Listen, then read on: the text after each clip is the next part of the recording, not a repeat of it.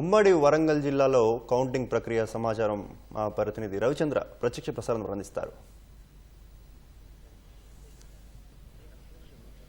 వరంగల్ ఉమ్మడి జిల్లా వ్యాప్తంగా సంబంధించి మున్సిపాలిటీకి సంబంధించి ఓట్ల లెక్కింపు కొద్దిసేపటి క్రితం ప్రారంభమైంది. ఏదైతే మొత్తం 12 మున్సిపాలిటీలకు పోలింగ్ జరిగింది. మొత్తం ఉమ్మడి జిల్లా వ్యాప్తంగా ఈ 12 మున్సిపాలిటీలో కొద్దిసేపటి క్రితం ముందుగా పోస్టల్ బ్యాలెట్ ఓట్ల లెక్కింపు చేపడుతున్నారు. ఆ తర్వాత ఇక ఈ వార్డుల వారీగా ఈ ఓట్ల లెక్కింపు జరుగుతుంది. సరిగ్గా 8 గంటలకు ముందు పోస్టల్ బ్యాలెట్లో ఓట్ల లెక్కింపు చేపట్టారు.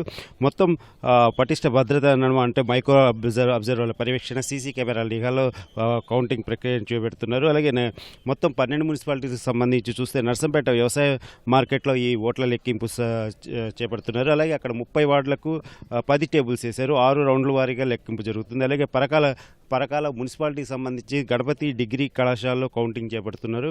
22 వార్డులకు 7 టేబుల్లు వేశారు.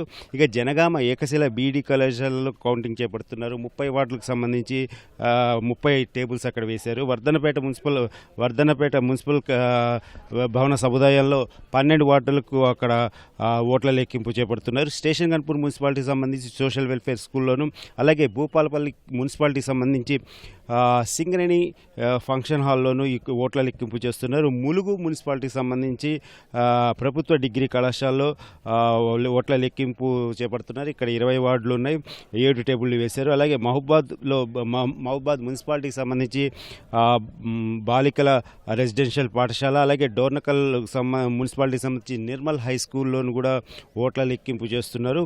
ఇక మరిపేడ మున్సిపాలిటీకి సంబంధించి సెయింట్ అగస్టిన్ స్కూల్లో ఓట్ల లెక్కింపు జరుగుతోంది. కేసముద్రం మున్సిపాలిటీకి సంబంధించి మహబూబాద్ జిల్లా కేసముద్రం మున్సిపాలిటీకి సంబంధించి వ్యవసాయ మార్కెట్లోనూ లెక్కింపు చేస్తున్నారు. మొత్తం 16 వార్డులకు 16 టేబుల్స్ వేసారు. అలాగే తొర్రూరు మున్సిపాలిటీకి సంబంధించి ఆర్యభట్ట స్కూల్లో ఇక్కడ ఓట్ల లెక్కింపు చేపడుతున్నారు.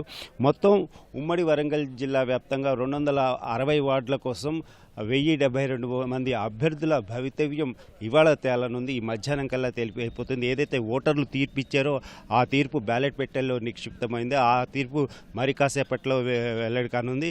ఇక ఓట్ల లెక్కింపు కోసం అన్ని చోట్ల కౌంటింగ్ కేంద్రాలతో పటిష్టమైనటువంటి బందోబస్తు ఏర్పాటు చేశారు. 200 మీటర్ల వరకు నిషేధాజ్ఞలు అమలు చేస్తున్నారు. ఆ తర్వాత పటిష్ట భద్రత నడుమ కొద్దిసేపటి క్రితం ముందుగా పోస్టల్ బ్యాలెట్ ఓట్ల లెక్కింపు, ఆ తర్వాత మిగతా వార్డుల వారీగా లెక్కింపు చేపడతారు.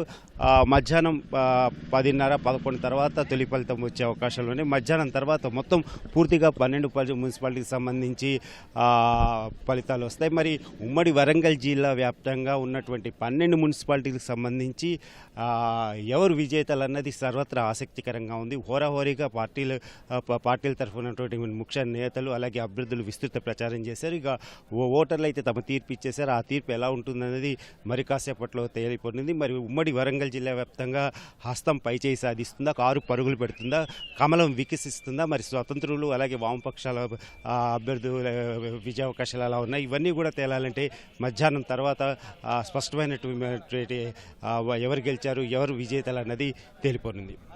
Over to studio.